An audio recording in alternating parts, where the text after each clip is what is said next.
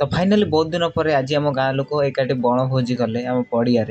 तो आज थिला भणभोजी से आम गाँ लोक समस्ते संध्या बेलू जिनस पतर धरी आसी जाइतिले पड़िया आ समस्ते गोटे लाइन टे चुली खोली समस्ते लगी जाइतिले रोषेईवास कार्यक्रम रे। आ ई बणभोजीटा होची आम आदिवासी परंपरार गोटे नियम जाकि आम पर्व पूर्वरु एटा करा जाए। तापर आमे भी आसी जाइतिलु आम बंधको कदली पत्र काटिया पई। तो कदली पत्र काटी सारे कि आमे आसिलु पड़िया को। तो एपटे आम गाँ लोक मादळ बाजा भी आनिथिले बजेय पई पड़िया रे। तापर से माने लागि जाइतिले मादळ बाजा बजेइबारे। तापर आम गाँ लोक समस्त बहुत आनंदर सहित एकाठी होई लागि जाइतिले एकाठी रोषेई करिबारे।